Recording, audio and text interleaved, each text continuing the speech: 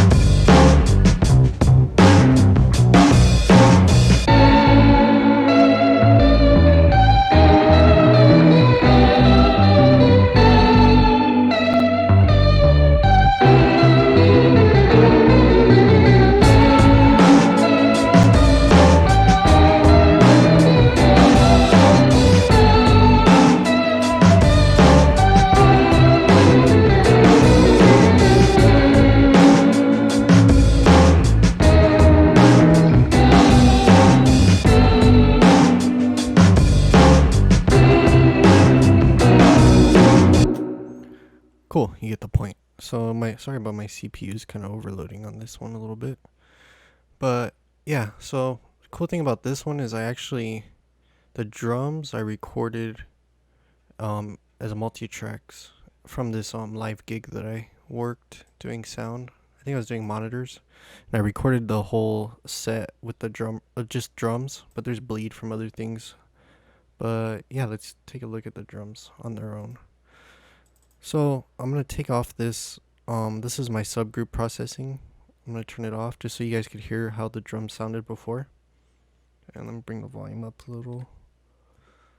Let's see. Oops.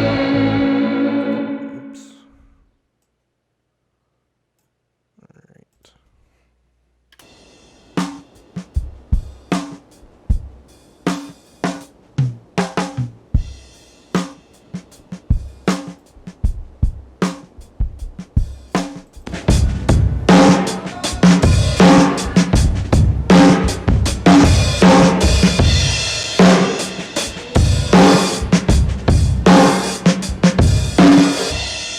So you can see they weren't very exciting when I turned this off. But when we turned it on, it came to life, had a nice vintage feel to it. Kind of like overly compressed, a little bit distortion. But yeah, so let's go through the drums. So I'm going to play them through without the processing, or maybe I'll do it with. Let's see. So this is the floor tom. I don't think it really gets hit that much. Let's do something more exciting. Hi-hat. We'll just do the hi-hat first. Let's see.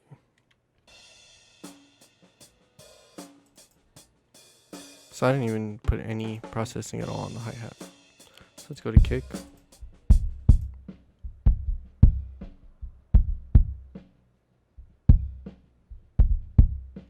I just did a low pass on the kick. Nothing exciting at all.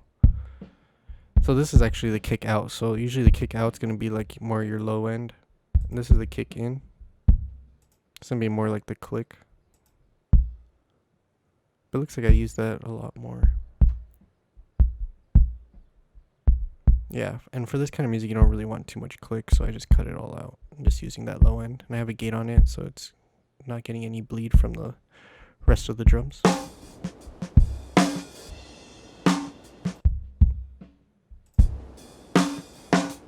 So overhead. I just used one of the overheads. I muted the other one because the other one had a lot of bleed. So I just panned it to the center. And you can hear bleed from the singer.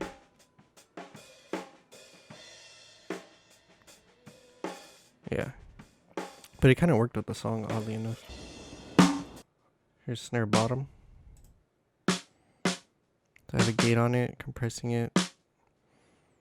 Just taking out some of these mids that are gonna sound gross.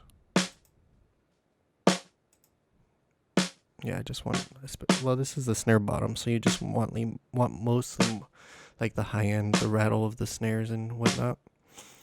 And on this compressor, I have like a longer attack so that it's just getting after the initial transient. Snare top, this is gonna be more the body of the snare.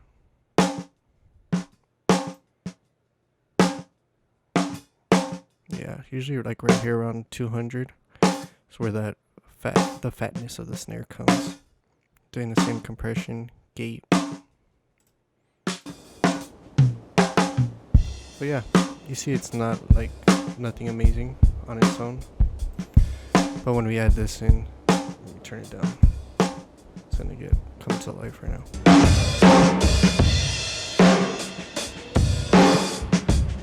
So let's go one by one down these really quick. Actually, I'm gonna forget which ones I did, so I probably shouldn't do that. But first it's just a reverb.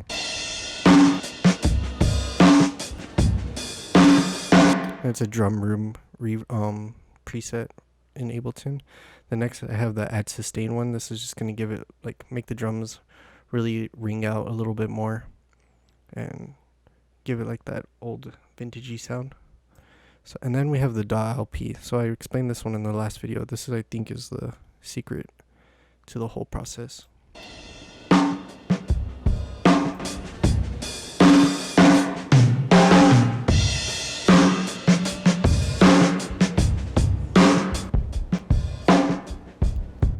You can see it just really brightens it up.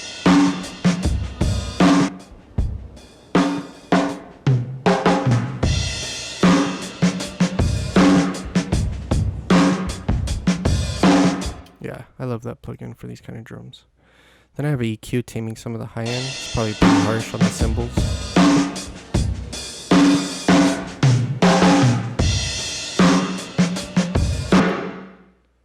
And then we went into DAW cassette. So that's a little bit interesting.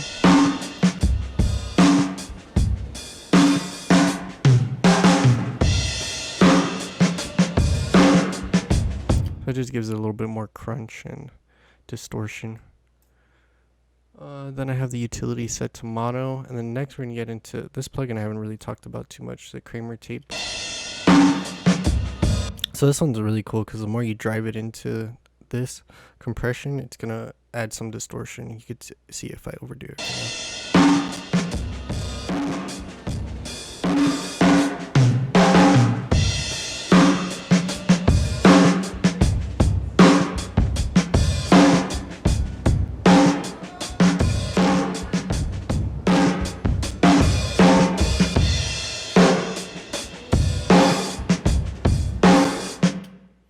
And it has a little bit of a delay on it. I don't know if I meant to do that, but actually it's off.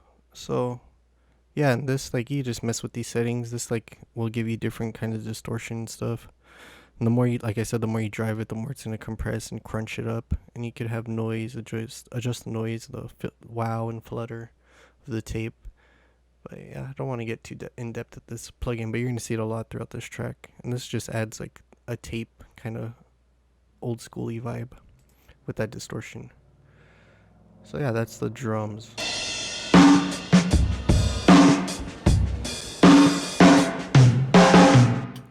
And then what I did was I bounced this just to one track, so the drums are actually up here. This. So I just made it simpler for myself. I just basically recorded it, the whole drum set into another track, and I just used this loop. So we'll listen to it here.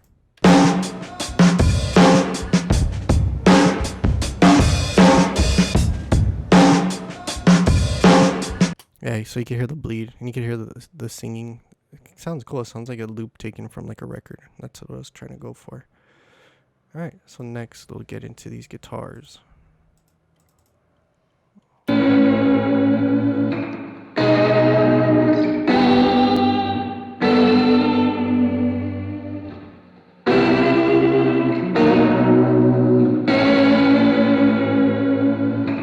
Alright, so let me group all this so you could hear it with and without all the effects going on.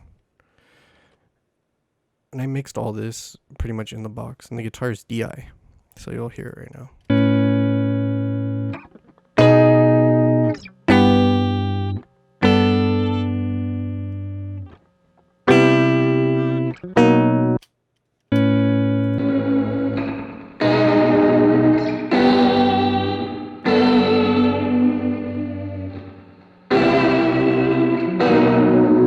Yeah, so just a really cool tone. I like it, at least. Let me delete all these things we're not using so I could mute these one by one. All right, let's go down the line, right?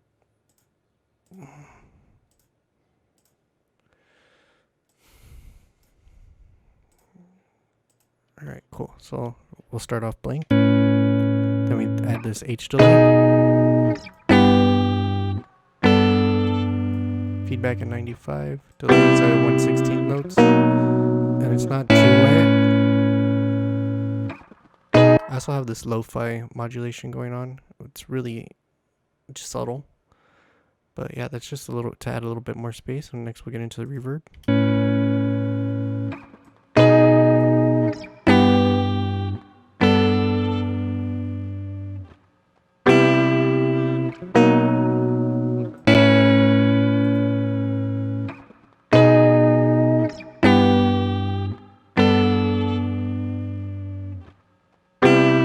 So if you've been watching my videos, you know Mondo Mod, what it's doing is just modulating the pitch right here. It's giving it more like a lo-fi tape, screwed up tape sound. And the next is the DOT cassette, so this is really going to change the sound.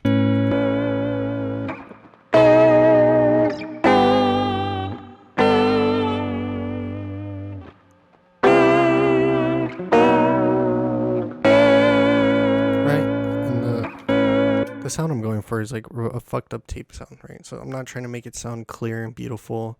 I don't really care how well it's played, you know. It's kind of if I fuck up, it's kind of good sometimes. So because I want it to sound just raw.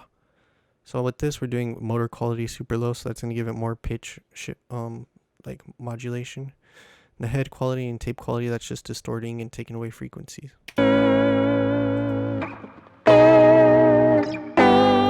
So next, I didn't talk about this in the last lo-fi guitar tone video, but I'm going to throw in amplitude, right? So it's like an amp simulator.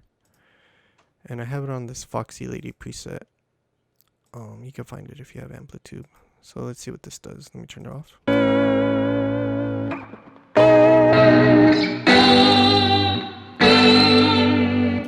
Right, so it's adding this, I have this fuzz pedal on, this amp head, right? And the cab is right here, using this microphone with that placement. And then it also has like a parametric EQ, but you could hear like it's super bright. So that's why this next EQ, you could see that I cut all that shit out, because I hate freaking those kind of tones.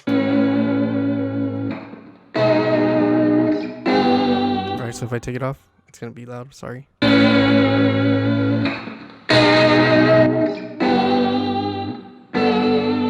So yeah, the thing with these amp simulations is they add a lot of high frequencies that aren't natural, so it kind of, you could tell it's digital. So I usually go ahead and cut all that crap out, as you can see right here with this EQ that my coffee cup is blocking. Alright, sick. But yeah, I just chop the shit out of it. You just find those tones and cut them out. Let's see.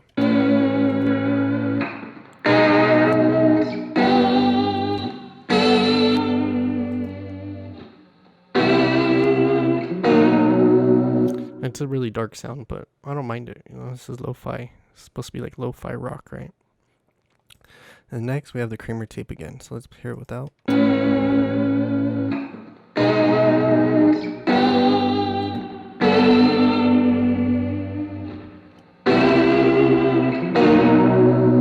Cool, yeah. So you can hear it kind of fattens it up, adds some of that distortion, and gives it like a vintage sound, right?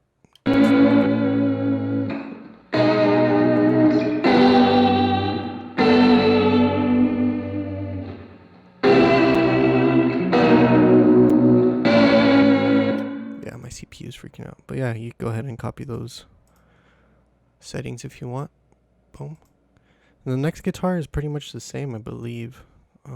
See if I see anything interesting. Oh, we have this flutter. Let's check this out. This thing's cool. So everything's the same, pretty sure, from the last guitar. Mondo mod. We don't have H delay on. And yeah, looks the same. But this flutter thing is really cool.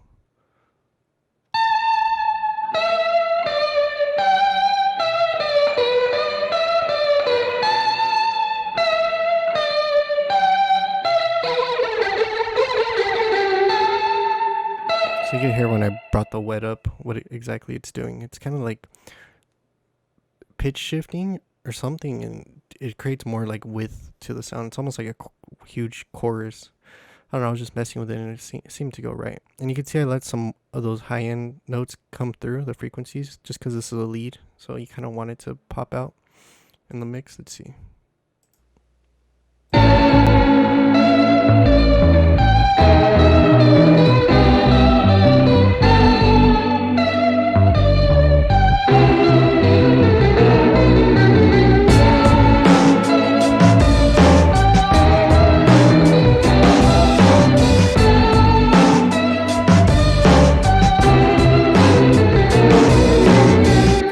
That's pretty cool, right? And then I just have that going into Kramer again. I think it's going a little bit less into... Yeah, I'm pushing it not as much. But yeah, I really like that lead. It sounds pretty cool. Lo-fi.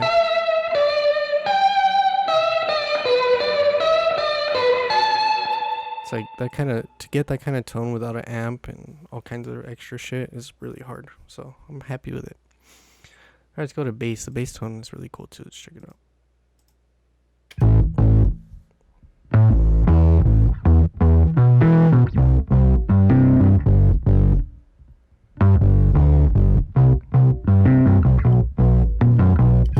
Right, so with this tone, what I was going for was just like a 60s, 70s vibe. So like fuzzy, not too much high end, and just like, you know, like one of those fat basses just rocking away with the drums. So let's hear it without. So this is just pure DI, I think. Let me make sure.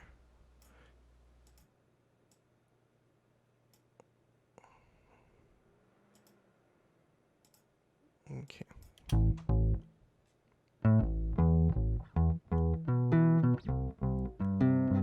And then with what I did to it.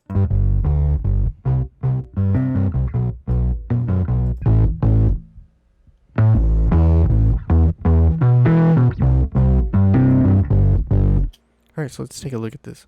So I basically put a limiter on it just to keep the volume at a consistent level. So you could see it's just like trimming the top right here with the infinity, with the ratio like that. It's gonna just chop, make sure nothing passes this line. So if we look over here on the meter, you'll notice that the level stays consistent. And with this kind of bass, that's what I want. Next, this is another plugin by Clevgran, and I've been using this on bass a lot. Let's take a listen.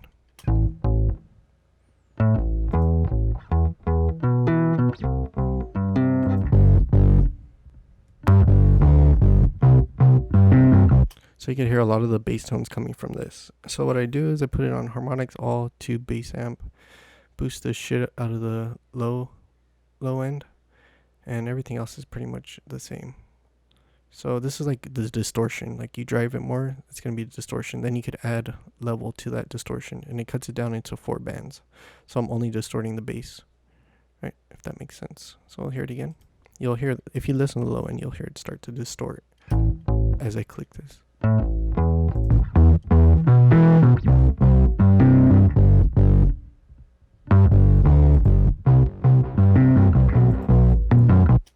Yep, so that's that. It's pretty cool. And you could do all kinds of cool things. You could change the bass tone a lot.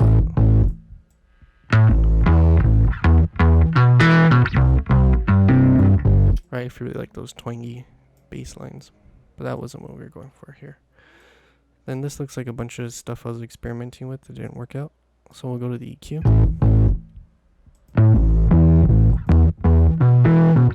Looks like something was bothering me in this range. Let's see. Oh yeah.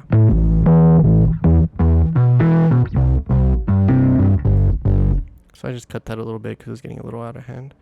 Utility, I have it set to mono, and then the Kramer, going into the Kramer, that's really going to add some nice distortion for the bass.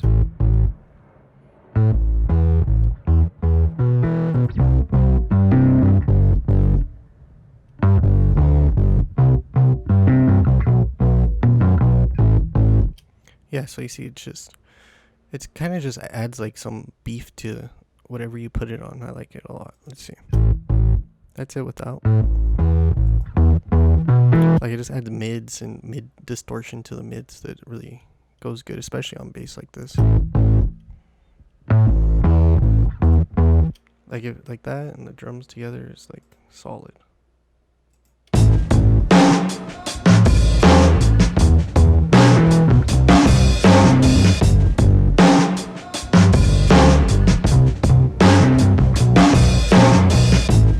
Yeah, I like that. It sounds like a freaking loop from a record, right? And that's what the whole goal is, I think, with lo-fi in general. So let's see what else we got. I think there's like a little synth kind of going in the background with that lead. Let's see.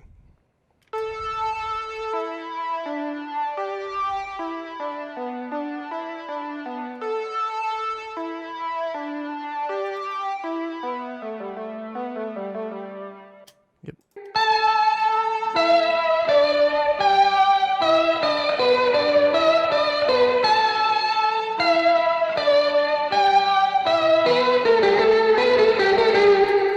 See what this is. I don't even know where the sample is from. Brain to, I think this is something I recorded a long ass time ago. Yeah, it's just a random one of those tape sampled synths that I had laying around. Threw it on and it worked. And yeah, see what else we got. So decent release. Nothing really interesting going on here. Just a little bit of filtering. But yeah. Yeah, not much. Multi-band dynamics. I didn't even use it. That's interesting. And I just put a high pass, cutting out all the lows, added reverb, and the TAL chorus. And yep, you guys know what I do with that stuff. I don't have to go through it again. So, but the cool thing about this is to get those notes, all I did was use this new feature in Ableton. It converts audio to a melody. Right, so look, there, now I have my lead. It looks like it's in the wrong octave of what I wanted. Let's push it down.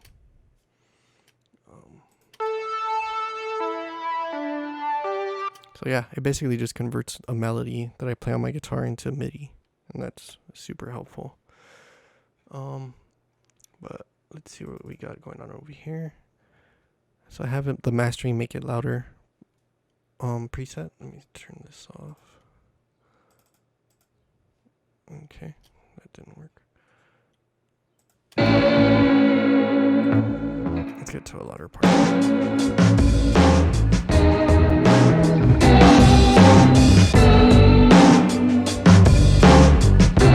You see we're not getting much reduction right here. So this is just trimming it and boosting it a little bit, the whole overall sound. Then I have it going into a limiter that's really boosting it.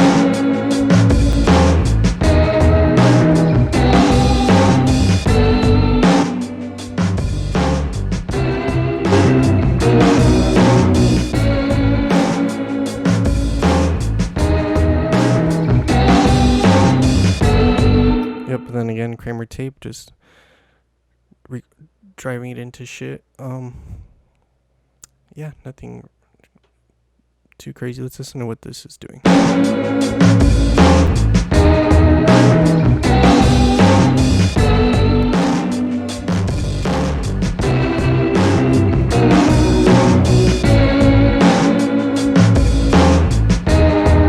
I think I would put it like to around there for that. That's what you gotta do, is just fine tune that thing, find the right record level. The more you drive this, the more it's gonna distort.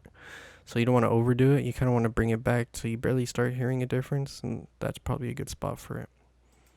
But yeah, that's pretty much it for this one. I just thought this would be a cool one since I used like a whole multi-track of drums, which I know most people that make beats don't ever see that kind of process where you have to break down each drum, mix it on its own, and yeah, and you can hear the difference that it made, like just going from like that is so boring, dude.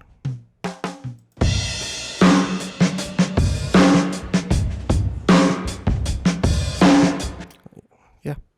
So yeah, just thought that would be cool to share with you guys. Hope you like, share, and subscribe. See you next time.